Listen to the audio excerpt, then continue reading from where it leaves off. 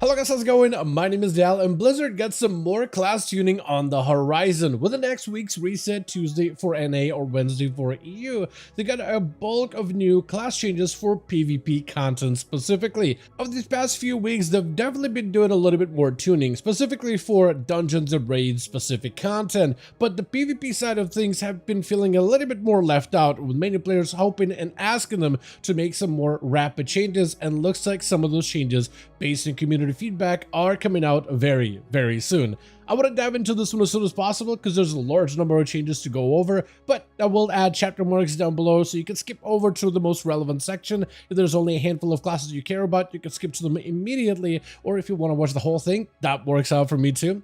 As always though, if you guys want to keep up with regular class changes and updates for War Within Season 2, be sure to follow the channel and subscribe. But otherwise, let's dive into this new set of class tunings.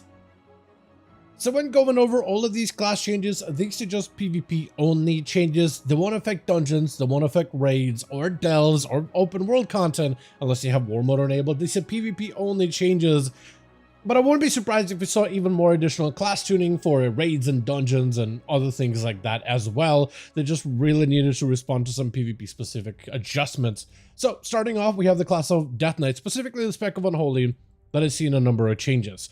They are looking to increase the throughput of Unholy Death Knight with the next week's reset, amping up some of the anti-healing mechanics, which should offer and allow Unholy Death Knights to exert a bit more pressure within PvP, but also to increase the damage of a handful of their abilities.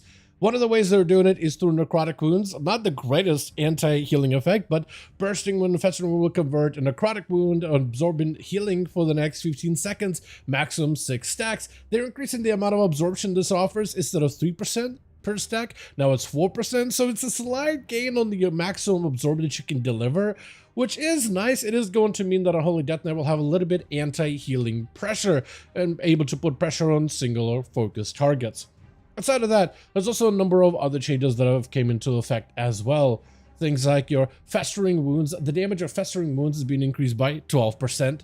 Your main disease of virulent plague is increased by 12% as well. And death coil damage is increased by 12% as well. So basically a 12% buff across the board for some of your basic abilities. Nothing for things like your Scourge Strike, which has some synergy with Sunland or anything like that, but your basic sustain damage, some burst damage with festering, and death coil, which can be kind of nice with the new tier set, where once you transform a ghoul, you get fully maxed out death coil value. That is going to be pretty nice when it comes to your main runic power spender, which should be pretty good and covers a decent bit of unholy kit. Then we got the class of Druid, where we're mostly seeing changes to Feral and Restoration, but before that there's a little bit of hybrid capabilities like Heart of the Wild that is being adjusted. Heart of the Wild is a fun spell on a fairly hefty cooldown that allows druids to get better at their non-spec specific roles. So if, let's say, you normally play Kitty Cat Feral Druid, then your Guardian form becomes enhanced, your Restoration healing is a little bit better, but also your balance-based abilities are pretty good as well.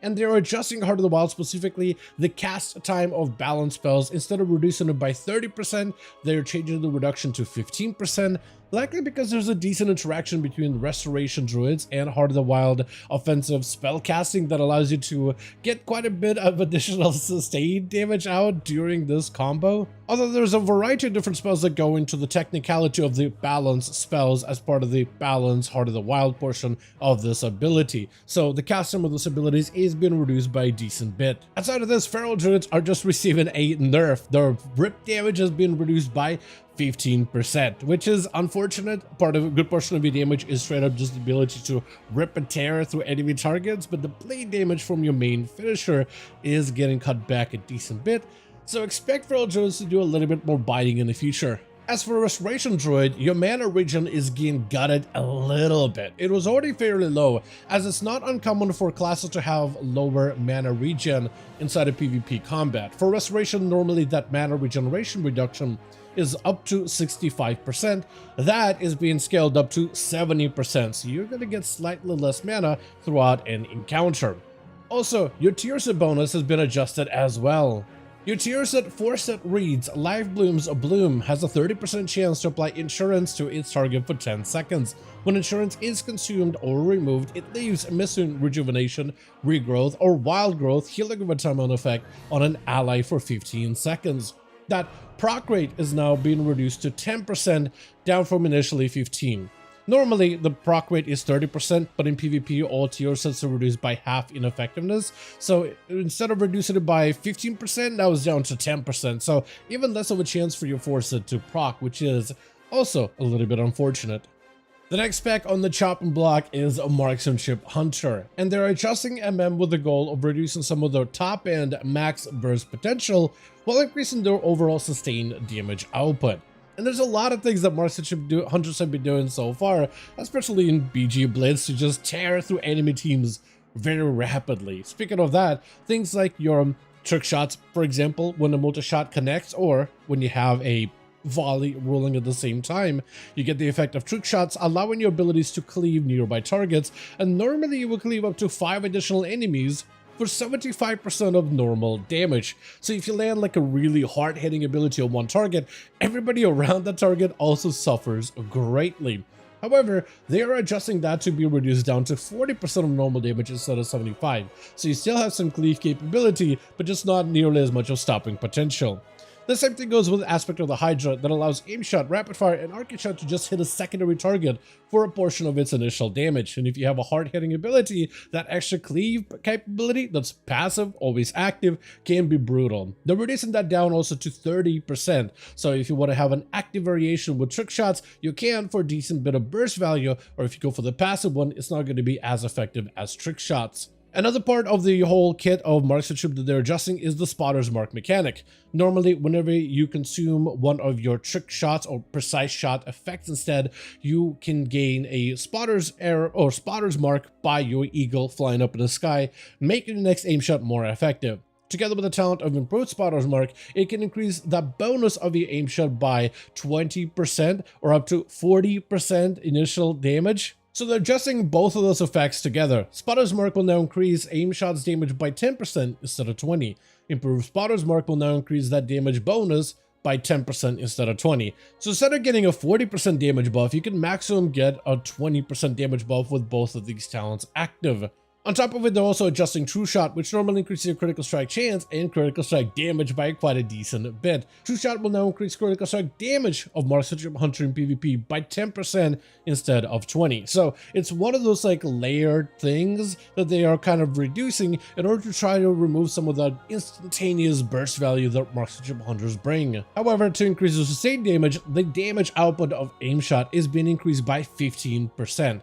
Plus also the damage output of your arcane shots, which can be empowered by precise shots and even things like Windrunner's Quiver. That ability has been increased by 20%, so you're probably going to see Marksmanship doing a little bit more of sustained damage from basic abilities, but less explosive burst setups than before, though likely still very, very effective. The next class on the list is going to be Mage, starting with specs like Fire and Frost. Primarily we're seeing reductions for Frost, but Fire gets a nice little uptick in terms of value. First of all, your Fireball damage is increased by 25%, and which doesn't seem like a lot, because in most cases as a Fire Mage you don't really just stand still to cast a Fireball. This could have some potentially decent output. Just if you look at the talent tree and see what abilities are affected by your Fireball, from Pyrotechnics to things like Controlled Destruction, to Kindling for damage reduction, to, or rather cooldown reduction, to Unleash Inferno. Plus we have PvP talents such as, if we could find it really quickly, Glass Cannon, increasing the damage of Fireball by an additional 20%, even though you do have to give up some max health. There could be a potential situation where you might be able to combine for like a really big Fireball setup. And with the talent of Flame Accelerant, it could allow that ability to be cast quicker for like this little punchy hit, and if it crits, could maybe be good for Fire Mages at some point. They also are increasing the effectiveness of the main Phoenix ability. I guess they should be the cap. Oh, actually here, Arcane Phoenix, summoned by Stun Fury. That Phoenix damage is being increased by 30% for PvP combat to make sure that the Phoenix, which is a bit of a finicky pet that you get to summon during a combustion, if you do get some damage out of it, it should be a little bit more effective, increasing its output by 30%. Though the Mage spec that's been very, very threatening as of recently is Frost Mage. And what they're looking to do with Frost Mage specifically is adjust Icy Veins. They said that the cooldown is a little bit more threatening than they would like, so they're moving some more of Frost Mage's damage baseline while also reducing the effectiveness of Icy Veins windows. They also are making adjustments within PvP talents, both for some of the high representation talents talents, but also low representation talents as well. So in PvP, Icy Veins is now going to grant you 15% haste instead of 20%, which is a bit of a decent reduction when it comes to spell casting. And the secondary effect of Icy Veins of Frigid Empowerment, which is granted by the pet that you summon during the effect, it'll now increase all spell damage by 1% per stack instead of 2, so a bit of damage reduction from that rampy element as well. The effect of Death Shield will now stack up to a maximum 10 times instead of 15, which overall reduces your Frostbolt's damage output. And the talent of Slick Eyes will now increase the damage of your Frostbolt by 2% and decreases cast time by 2% per stack instead of 4% for both of these effects. So overall, it should hopefully reduce the massive impact that comes with playing around the Icy Veins window. Plus, if you're playing Frostfire and you place that Frostbolt with a Frostfire Bolt, which is a lot more effective, then yeah, it should hopefully help that damage come down just a little. Plus, we also get some PvP talent adjustments, starting with Frostbomb, which is seeing its damage increase by 40%. A very fun talent as part of this like big shatter setup combo that's really fun, especially if you land the Snowdrift stun with it, so it should be a little bit more effective. Besides this, all damage for Frost Mages also is being increased by 4% in PvP,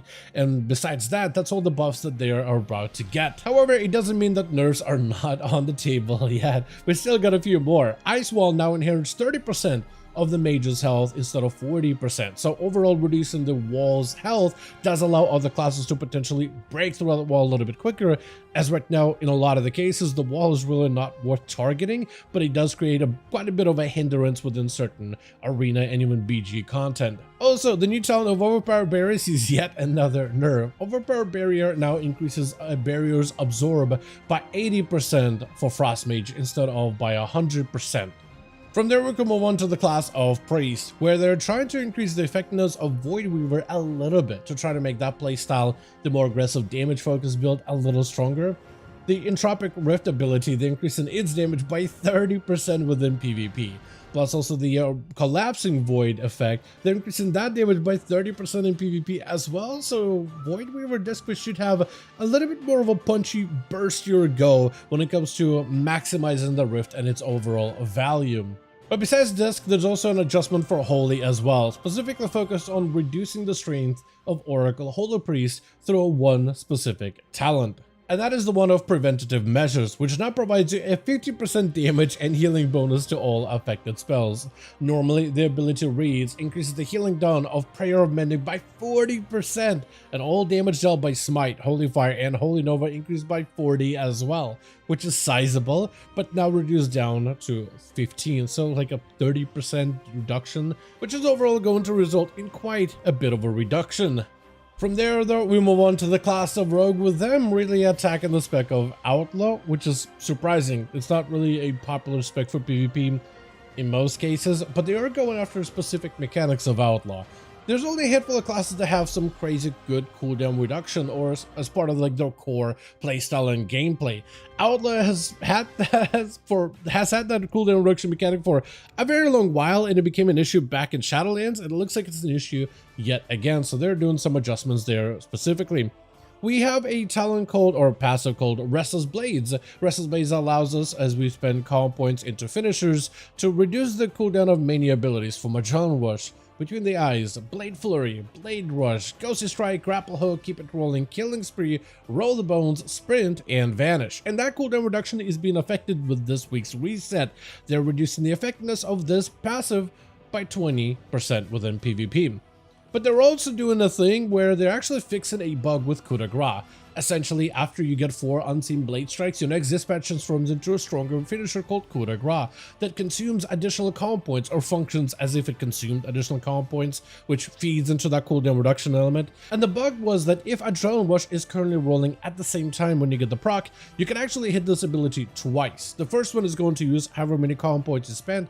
The next one is going to use like 1 or 2 calm points plus the 5 fake ones that it adds on. So it just basically allowed you to use it twice in a row, which fed into cooldown reduction really well. So they fixed that as a bug. So Outlaw Rogues that were playing Trickster with this little trick are going to see notably a lot less cooldown reduction, especially on some of your basic things like Grapple, Sprint, and Vanish. Besides this though, they did end up amping up the damage of Outlaw Rogues. The very basic ability of Sinister Strike, that has been increased by 20%, which is a very sizable gain out of all the base abilities. Also, another one that's pistol shot also gotten gained by 20%. Pistol shots can be stacked up to multiple times and even do additional damage, actually better damage than any of your finishers if you go for the green skins talent. So there's actually quite a decent bit of damage that's coming back to Outlaw. But it's interesting to see that they are going after the cooldown reduction yet again. And finally, we have last few changes for the the class of Shaman, mostly focusing on specs like enhancement and restoration. For enhancement, they are buffing up some of their basic gameplay for certain abilities, mostly basic maelstrom spenders. So if you're playing around with talents like Elemental Blast, that has seen a 15% damage amp, or if you're playing around Lightning Bolt, maybe as part of a Stormbringer base gameplay, the base damage of Lightning Bolt is being increased by 25% as well. So it should hopefully give you a little bit more overall damage. Plus there's some combinations that it can work into, like with Ascendance together with Static Accumulation, and Thorum's Invocation, where you get free lightning bolts as you hit your Windstrike ability. There's some burst capability combos that could be potentially be made out of this talent combo. Lastly, they're making some changes for Restoration Shaman specifically. What they're trying to do with Resto is to increase the strength of their Storm Conduit PvP talents, but also make sure that the playstyle of Totemic Restoration Shaman actually has some viability, sorta, within PvP. So this is going to be them taking the stab at trying to make that playstyle better. First of all, the talent of Storm Conduit hasn't really picked up as much as they wanted to, so they're trying to make it a little bit better. Normally, casting Lightning Bolt or Chain Lightning reduces the cooldown of many of your abilities, from Astral Shift, which is your wall, Gust of Wind for mobility, Wind Shear for interrupts, and Nature Totems by 3 seconds. So like a Slowing Totem or Bulwark Totem, any other nature totem that grants you additional utility. Roots, Fear Breaks with Tremor, so there's some viability to it. It's limited because it's not all totems. And also it reduces the interrupt duration when you do get kicked while casting a Lightning Bolt or Chain Lightning by 50%. They're trying to amp it a little bit, give it a better cooldown reduction from 3 seconds up to 4 seconds, and also making sure the interrupt issue is a lot better in your favor by reducing the duration to 65% instead of 50%. So you should be able to recover very quickly from being interrupted from a Lightning Bolt or a Chain Lightning to keep casting more of them in order to get more cooldown reduction. As for the whole totemic playstyle, it plays around the talent of Surgeon Totem, which replaces your Healing Rain, basically giving you a slightly stronger but still kind of a mana expensive version of Healing Rain. And they're trying to make that talent a little bit better. So talents like Rain Dance is going to also buff up the effectiveness of Surging Totem by quite a bit. Rain Dance reduces the mana cost of Healing Rain and Surging Totem by 60%, was originally 45% less mana. Rain Dance will now increase the healing of Healing Rain and Surgeon Totem by 50%, was initially 30, so even more healing throughput, but also Acid Rain talent, which is a PvP talent right here, that causes your Healing Rain to deal passive nature damage to all enemies within the Healing Rain, or your Surgeon Totem. That damage is being amped by 30%, which maybe will be decent.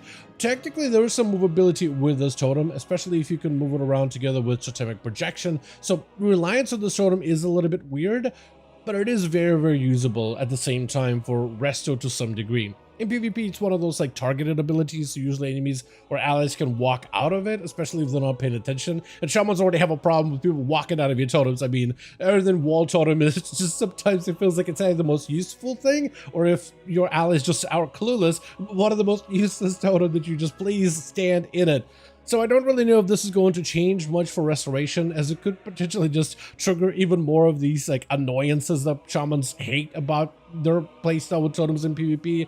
Totemic may be still in a rough spot, but at least they're taking a stab at trying to make that one a little bit better. But as always though, I do want to thank all of you guys so much for watching, and I hope you guys did enjoy this video. If you did enjoy it or found it informative, go ahead and give it a like. I would very much appreciate it. Join our Discord community, probably the best place to discuss all of the newest class changes for the season as soon as they appear. Also, let me know all your thoughts in the comments down below, and as always, I'll see all of you guys in the next one.